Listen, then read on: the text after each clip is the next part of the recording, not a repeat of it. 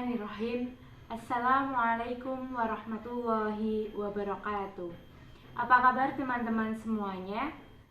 Pada video kali ini saya mengangkat tema tentang intelijensi, yaitu kemampuan potensial untuk belajar dan bertahan hidup, yang dicirikan dengan kemampuan belajar, berpikir abstrak, dan kemampuan untuk memecahkan suatu masalah.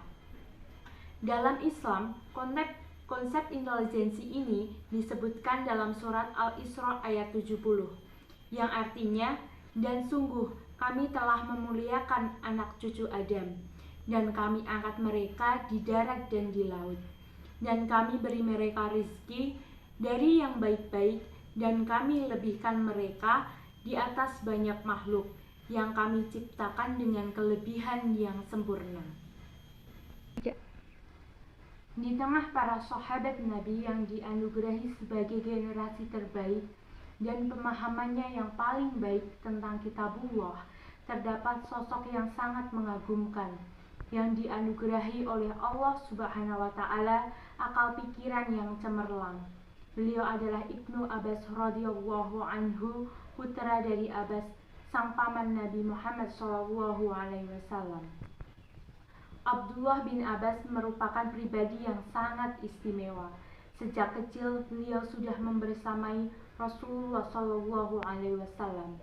Ketika beliau masih belia, pernah suatu saat di akhir malam ia sholat bersama dengan Nabi. Lalu Nabi menarik tangannya agar berdiri di dekatnya. Tetapi setelah Nabi kembali khusyuk, ia kembali mundur ke belakang. Usai sholat, Nabi bertanya kepadanya, "Mengapa engkau mundur, padahal aku menyuruhmu berdiri di dekatku? Apakah patut seorang sholat di dekatmu, sementara engkau menjadi Rasul yang mulia?" Jawab Ibnu Abbas radhiyallahu anhu. Muhammad SAW takjub dengan jawaban Ibnu Abbas radhiyallahu anhu. Lalu dengan tulus Nabi Muhammad SAW berdoa kepada Allah, "Ya Allah, berikanlah pemahaman yang dalam tentang agama dan ajarilah dia takbir." Bila Nabi Muhammad SAW telah berdoa, adakah yang tak diijabah oleh Allah Subhanahu wa Ta'ala? Jika Nabi memanjatkan pintanya, meminta kebaikan untuk seseorang hamba, adakah yang lebih membahagiakan dari hal itu? Sungguh beruntung Ibnu Abbas radhiyallahu anhu.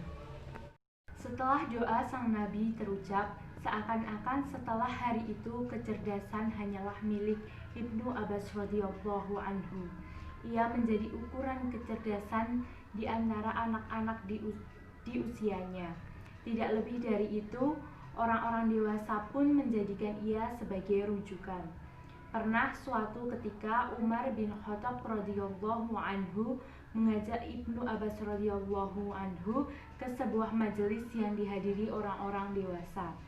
"Mengapa anak kecil ini engkau bawa kemari, wahai Umar?" kata salah satu dari majelis tersebut.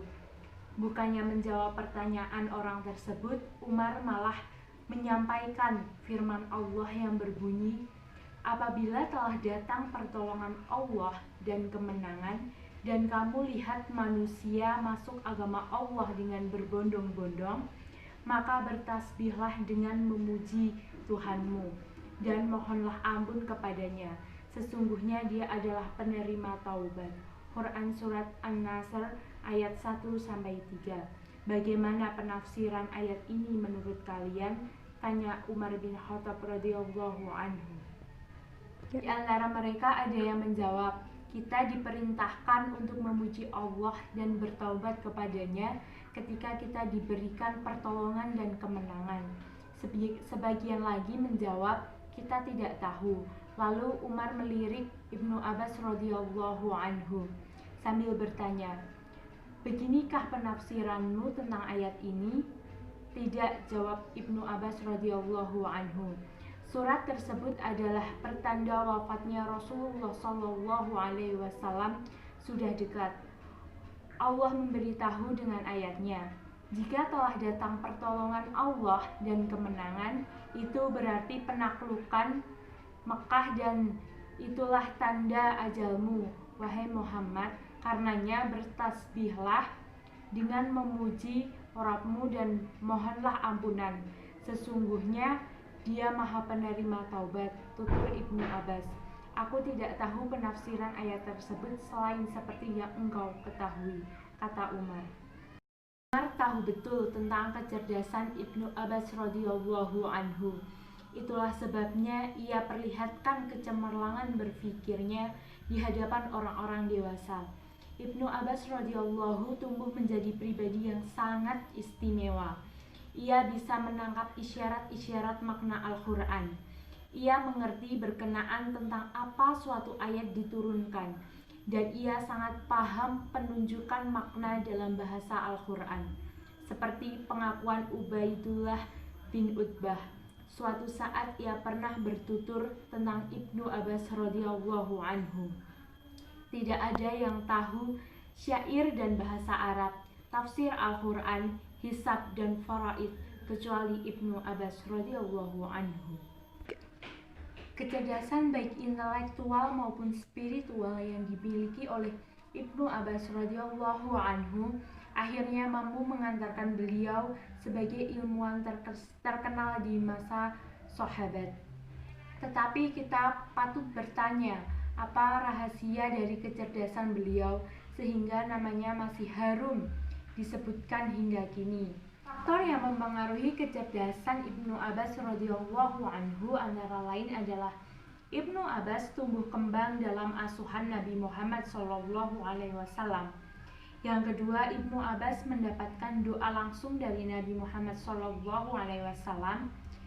Dan yang ketiga, cerdas secara intelektual yang diimbangi dengan cerdas secara spiritual.